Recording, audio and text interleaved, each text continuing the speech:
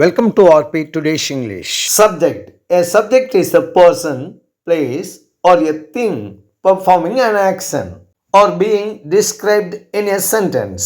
ஒரு வாக்கியத்தில் எந்த ஒரு பெயர்ச்சொல்லோ அல்லது பிரதி பெயர்ச்சொல்லோ ஒரு செயலை செய்கிறதோ அதுவே சப்ஜெக்ட் ஆகும். சப்ஜெக்ட் என்ற ஆங்கில வார்த்தை தமிழ் இலக்கணத்தில் எழுவாய் என்று அழைக்கப்படுகிறது.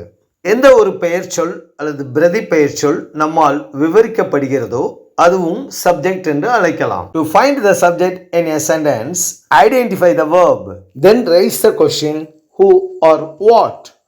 ஒரு வாக்கியத்தில் சப்ஜெக்டையும் வேர்பையும் மொழிபெயர்த்து யார் அல்லது என்ன என்ற கேள்வி கேட்டால் சப்ஜெக்ட் கிடைக்கும். He runs fast. அவன் வேகமாக ஓடுகிறான். Who runs fast? The answer is he.